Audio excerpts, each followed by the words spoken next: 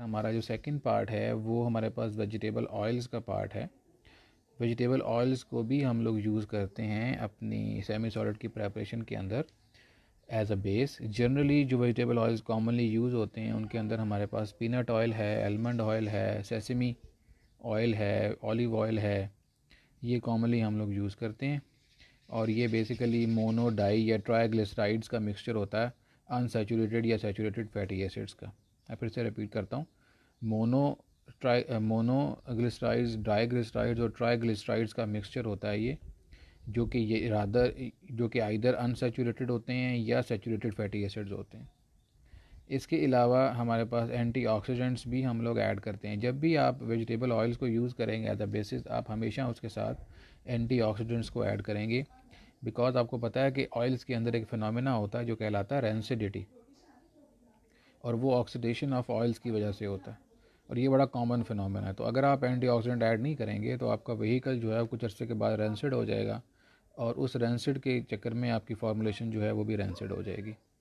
तो इसके अंदर BHA और BHT कॉमनली जो है वो यूज़ होता है। BHA और BHT, ठीक है, ब्यूटाइल हाइड्रोक्सी टोलोइन और ब्यूटाइल हाइड्रोक्सी एनिसोल, ये दोनों जो हैं ये हम लोग यूज़ करते हैं। ये प्रोपाइल गैलेट भी हम इसके अंदर जो है यूज़ करते हैं एज एन एंटीऑक्सीडेंट्स। और इसके अलावा EDTA भी एंटीऑक्सीडेंट के तौर पे यूज़ किया जाता है। और बहुत सारी इसमें जो इम्पोर्टेंट एस्पेक्ट्स हैं वो ये हैं कि एक चीज़ जो इम्पोर्टेंट है देखनी वो ये होती है कि आपका एंटीऑक्सीडेंट जो है it should be compatible with your formulation. अगर वो कंपैटिबल नहीं होगा तो भी इट अल्टीमेटली जो है आपकी फार्मूलेशन के अंदर प्रॉब्लम कॉज करेगा, और अल्टीमेटली आपकी जो फार्मूलेशन है, फॉर एग्जांपल अगर आप आमतौर पर हम लोग स्किन प्रेपरेशन में इसको यूज़ करते हैं तो ये स्किन के लिए सेंसिटिव नहीं होना चाहिए। ऐसा एंटीऑक्सीडेंट ना हो जो स्किन के लिए सेंसिटिव हो। इसके अलावा जो केमिकल कॉम्पोजिशन है हमारी वेजिटेबल ऑयल की वो वेरी करती है, ठीक है। फॉर एग्ज़ाम्पल वेजिटेबल ऑयल में मैं हमेशा बताता हूँ कि जो चीज़ हम लोग नेचुरल सोर्स से लेते हैं वो चीज़ें हमेशा एक जैसी नहीं बनती, क्योंकि नेचर ने प्रोड्यूस करनी होती हैं, प्लांट्स ने प्रोड्यूस करनी होती हैं, और प्लांट्स हमेशा एक जैसी चीज़ प्रोड्यूस नहीं करते, उसमें वेरिएशंस आती हैं। तो डिपेंडिंग अपॉन आपका प्लांट किस क्लाइमेट के अंदर है, किस किस्म की सॉइल के अंदर वो है, वहाँ पे रेनफॉल कैसा है, स्टोरेज, फिर प्लांट की स्टोरेज कंडीशन, उसको क्रॉप को हार्वेस्ट करने के बाद उसकी स्टोरेज कंडीशंस कैसी हैं, ये सारा कुछ जो है ये डिटरमिन करेगा कि आपका जो प्रोडक्ट है या जो आपका केमिकल कॉम्पोजिशन है आपकी ऑयल की वो कैसी होगी, ठीक है जी। तो esters of fatty acids with alcohol such as अच्छा, अब क्योंकि हमारे पास नेचुरल ओरिजिन का जो है उसमें वेरिएशंस आती हैं, तो फिर हम लोग वेजिटेबल ऑयल्स को या वेजिटेबल ऑयल्स की तरह की चीज़ें, ऑयल्स जो हैं वो सिंथेटिक ऑयल्स भी बनाते हैं हम लोग, ठीक है, जो कंपोजिशन में या इफ़ेक्ट में बिल्कुल वेजिटेबल ऑयल की तरह के होते हैं, लेकिन कंपोजिशन उनकी वेरी नहीं करती, एक जैसी रहती है। तो इसके लिए हम लोग एस्टर्स ऑफ फैटी एसिड, जिसमें स्टीरिक एसिड है या पाल्मिक एसिड है, इनको रिएक्ट करवाते हैं विद अल्कोहल्स, जिसमें ग्लिसरॉल है, आइसोप्रोपाइल अल्कोहल है, ब्यूटाइल अल्कोहल है। तो इसको जो रिएक्ट करवाते हैं तो आपके पास जो बेस आपको मिलती है वो फिर एक बहुत अच्छा हैंडसम सब्स्टिट्यूएंट होती है वेजिटेबल ऑयल की, ठीक है। मैं फिर से रिपीट करता हूँ कि आप एस्टर्स ऑफ फैटी एसिड्स, जिसके अंदर हमारे पास स्टीरिक एसिड की एग्जांपल है, पाल्मिक एसिड की एग्जांपल है, इनको मतलब ये एस्टर्स जो बेसिकली होते हैं ये स्टीरिक एसिड और पाल्मिक एसिड को रिएक्ट करवाया जाता है विद अल्कोहल्स, जिसमें ग्लिसरॉल है, आइसोप्रोपाइल अल्कोहल है, ब्यूटाइल अल्कोहल है। तो जो एंड रिजल्ट निकलता है वो एस्टर्स ऑफ फैटी एसिड निकलते हैं, और ये बड़े अच्छे सब्स्टिट्यूएंट होते हैं आपके वेजिटेबल ऑयल के। Oily silicon such as dimethiconone और cyclomethicone have properties similar to hydrocarbon bases। इसके अलावा सिलिकॉन ऑयल्स जो हमारे पास अवेलेबल हैं जिसमें डाइमेथिकोन है या साइक्लोमेथिकोन है, इनको भी हम लोग यूज़ करते हैं, और इनके अंदर भी प्रॉपर्टीज़ होती हैं हमारे पास हाइड्रोकार्बन बेसिस वाली, ठीक है जी। तो ये हमारे पास वेजिटेबल ऑयल्स थे। नेक्स्ट हमारे पास एब्जॉर्प्शन बेसिस हैं। एब्जॉर्प्शन बेसिस के अंदर हमारे पास एनहाइड्रस और एक्वस एब्जॉर्प्शन बेसिस हैं, दोनों हमारे पास बेसिस आती हैं। एनहाइड्रस भी आती हैं और ऐसी जो कि वाटर को एब्जॉर्ब करती हैं। Considered as oil in water emulsion, इनको जनरली हम लोग ऑयल इन वाटर एमल्शन भी कंसिडर करते हैं, और हमेशा सफिशेंट एजिटेशन के साथ ये एब्जॉर्ब होती हैं, मतलब सफिशेंट एजिटेशन रिक्वायर होती है फार्मूलेशन बनाने के लिए। और these are formed by the addition of substances miscible with hydrocarbons and possessing polar groupings such as sulfates, sulfonates, carboxyl, hydroxyl और an ether linkage। तो इसके अंदर हाइड्रोक्सिल ग्रुप भी होता है, कार्बोक्सिल ग्रुप भी होता है, हाइड्रोकार्बन हैं जनरली ये, और ईथर लिंकेज जो है वो इसके अंदर प्रेजेंट होता है एज एब्जॉर्प्शन बेसिस के अंदर। जनरली जो इनकी एग्जांपल है हमारे पास वो लेनोलिन है, लेनोलिन आइसोलेट्स हैं, कोलेस्ट्रॉल है, लेनोस्टिरोल है, अदर स्टीरोल्स हैं, एसिटाइलेटेड स्टीरोल्स हैं, partial asters of polyhydric alcohols हैं। ठीक है, तो इनको मिक्स करके हम लोग हाइड्रोकार्बन बेसिस या हाइड्रोफिलिक बेसिस जो हैं वो हम लोग बना सकते हैं। ठीक है जी, तो ये जनरली, क्योंकि ऊपर मैंने अभी आपको बताया था कि ये बेसिकली जो एब्जॉर्प्शन बेसिस होती हैं दीज आर बेसिकली इमल्शंस। तो इमल्शन बनाने के लिए आपको एक ऑयल फेज चाहिए और एक वाटर फेज चाहिए, मतलब एक एक्वस फेज चाहिए और एक, जनरली जो यहाँ पे बात की गई है वो ये की गई है कि ये आम तौर पे ऑयल इन वाटर इमल्शंस होते हैं। ठीक है, तो अगर इसमें ऑयल एब्जॉर्प्शन कैपेसिटी होगी तो ज़रूरी नहीं है कि ये हमेशा वाटर इन ऑयल ही हो। ठीक है, जनरल कैटेगरी है, ये जो ऑयल इन वाटर होगा ये वाटर भी एब्जॉर्ब करेगा और ऑयल भी एब्जॉर्ब करेगा। हाँ, डिपेंड करेगा कि इसमें ऑयली पार्ट कौन सा है, क्योंकि वाटर तो कॉमन है, ऑयली पार्ट कौन सा है। ठीक है, तो वो मैंने नीचे आप लोगों को बता दी हैं कि may be added to make hydrocarbon bases hydrophilic. तो जो जिसमें लैनोलिन और बाकी चीज़ें आप ऐड की जो भी मैंने आपको बताया है, ये हाइड्रोफिलिक बेसिस बनाती हैं जो वाटर को एब्जॉर्ब करती हैं। ठीक है, अब जो हमारे पास एब्जॉर्प्शन बेसिस हैं वो दो टाइप की हैं, अभी मैंने जो पहले डिस्कस किया था, एनहाइड्रस एब्जॉर्प्शन बेसिस और हाइड्रस एब्जॉर्प्शन बेसिस। जो हमारे पास एनहाइड्रस एब्जॉर्प्शन बेसिस हैं इसमें हमारे पास लैनोलिन या जिसको आप वूल फैट कहते हो, फिर इसके अलावा बीज वैक्स है, हाइड्रोफिलिक पेट्रोलेटम है और ऑर्गेनोसिलिकॉन्स हैं। ये हमारे पास एग्जाम्पल है एनहाइड्रस एब्जॉर्प्शन बेसिस की जो एब्जॉर्ब करेंगी। वेयर एज जो इसी के अंदर फर्दर का आप एग्जाम्पलीफाई करें, एनहाइड्रस लेनोलिन जो है ये absorb 30 to 50% of its weight of water. तो जो एनहाइड्रस लेनोलिन है ये ऐसी बेसिस होती हैं जिसके अंदर वाटर नहीं होता। ठीक है, तो 30 to 50% जो है वाटर ये एब्जॉर्ब करने की टेंडेंसी रखती हैं अपने पास।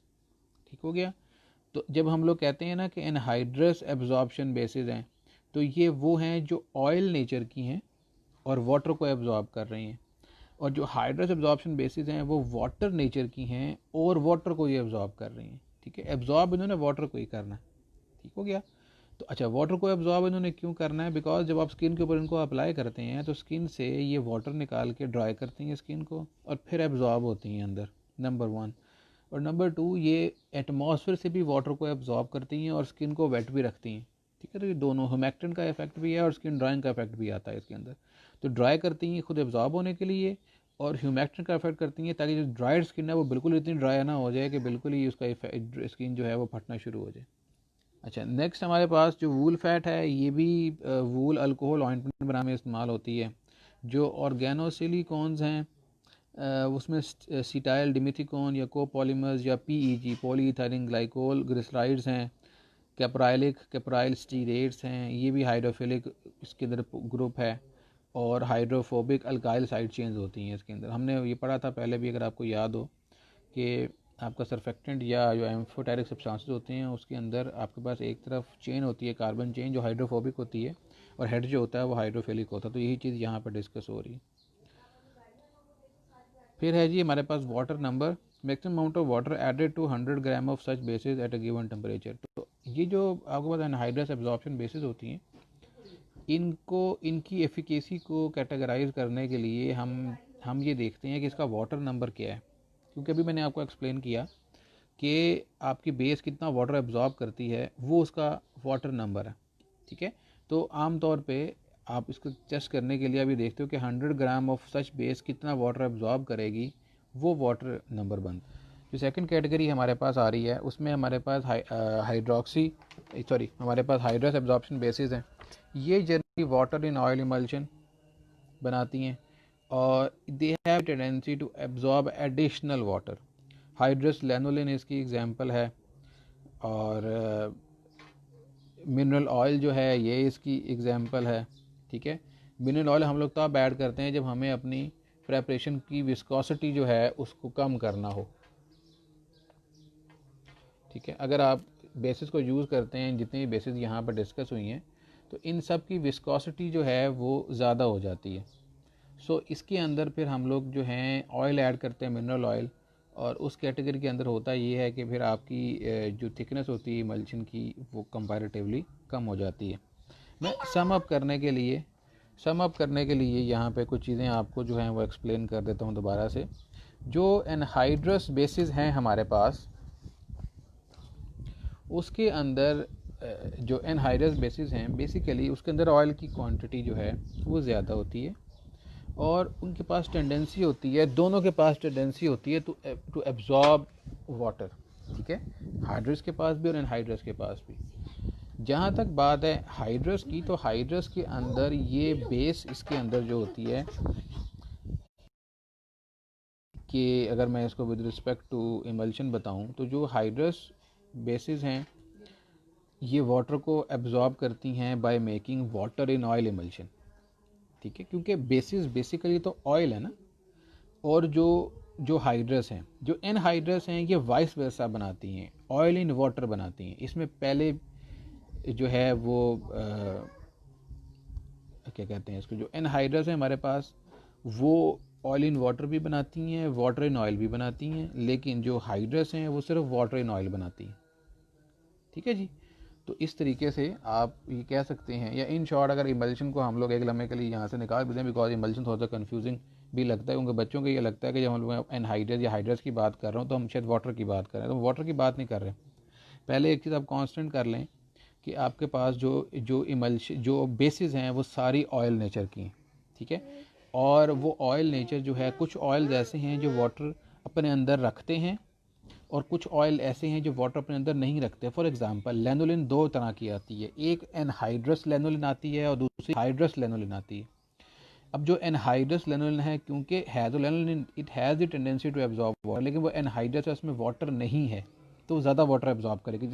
जो होता है उसमें सारा पानी निकाल दें, उसको पानी में डालें तो वो मैक्सिमम पानी एब्जॉर्ब कर लेगा, वो केस होता है। मेरा एक स्पॉन्ज पहले ही उसके अंदर पानी है तो वो उतना एब्जॉर्ब नहीं करेगा।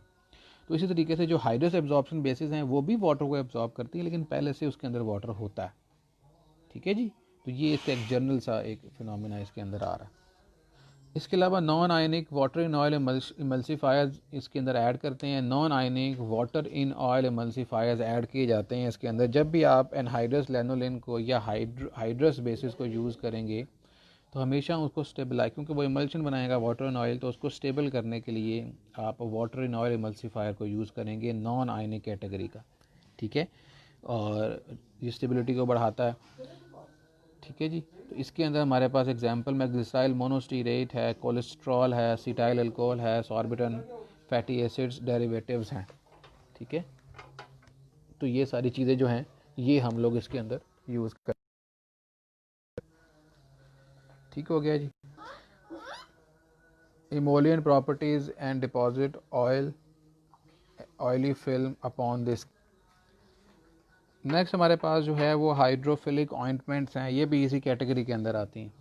अब हाइड्रोफिलिक ऑइंटमेंट जो हैं अगेन ये water in oil absorption bases हैं, ठीक है, और does not have lanolin and it's derivatives in the formula. तो जो इससे पहली कैटेगरी आपने पढ़ी थी वो बेसिस उसकी जो थी वो लेनोलिन थी, या हाइड्रस थी या एनहाइड्रस थी। तो जो हाइड्रोफिलिक ऑइंटमेंट बेसिस हैं ये वाटर इन ऑयल होती हैं, लेकिन ये इसमें लेनोलिन डेरिवेटिव्स नहीं होते, ठीक है। और इसको भी एज क्या कहते हैं हम लोग व्हीकल के तौर पे यूज़ करते हैं। जनरली कॉस्मेटिक्स के अंदर हम लोग इनको यूज़ करते हैं, और इसका एक प्रॉब्लम ये होता है कि कौन ये ग्रीजीनेस जो है स्किन के ऊपर इम्पार्ट करती हैं ये चीज़ें, ठीक है जी। To increase the cosmetic appeal petrolatum is decreased and addition of other emollient such as cetyl alcohol, hexadecyl alcohol, isopropyl myristate और आइसोप्रोपाइल पाल्मिटेट जो है इसको हम लोग ऐड करते हैं इन प्लेस ऑफ पेट्रोलेटम, ठीक है। क्योंकि पेट्रोलेटम जो है उसका, पेट्रोलेटम भी इसी की एग्जांपल है, एक टाइप है, तो पेट्रोलेटम ग्रीजी इफेक्ट देती है, तो ग्रीजी इफेक्ट से बचने के लिए फिर आप ये चीज़ें जो हैं इनकी जगह पे हम लोग ऐड करते हैं। ठीक है जी। तो ये थी आपकी थर्ड कैटेगरी जो थी एब्जॉर्प्शन बेसिस की। फिर फोर्थ कैटेगरी जो हमारे पास आती है इसके अंदर, जो कि लास्ट कैटेगरी है आपकी बेसिस की, वो आती है वाटर रिमूवेबल बेसिस। अब ये इसका नाम ही बता रहा है आपको कि ये वो बेसिस है जो कि वाटर से ईजिली रिमूव हो जाती हैं। They are oil in water emulsions, ठीक है, रेफर टू एज क्रीम्स। तो क्रीम्स इसके अंदर आती हैं।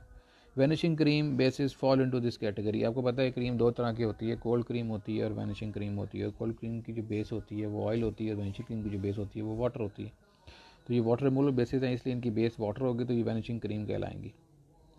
ठीक है जी।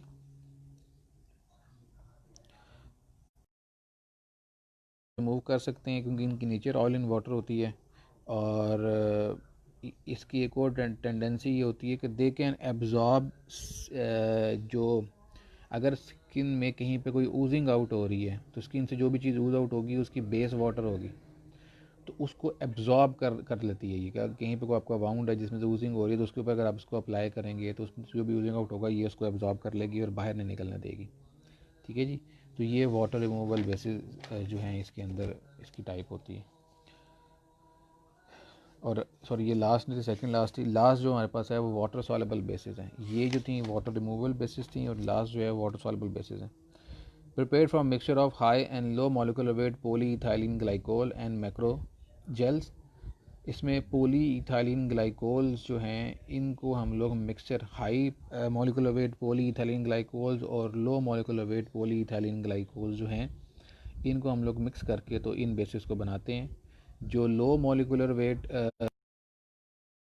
जनरल लिक्विड्स होते हैं, ठीक है, और जो हाई मॉलिक्यूलर वेट पॉलीइथेनिल ग्लाइकोल्स होते हैं वो आमतौर पे सॉलिड्स होते हैं हमारे पास। तो इन दोनों को कम्बिनेशन में मिक्स करके तो हम लोग एक सेमी सॉलिड प्रेपरेशन जो है वो प्रिपेयर करते हैं और वो कहलाती हैं water soluble basis.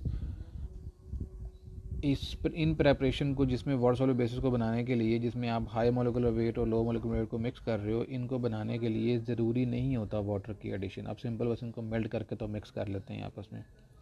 These are water soluble due to presence of polar groups and ether linkages. इस दोनों के अंदर जो high molecular weight polyethylene glycols हैं और low molecular weight polyethylene glycols, इनके अंदर ईथर लिंकेजेस और पोलर ग्रुप्स होते हैं, इसलिए ये वाटर सॉल्युबल होते हैं।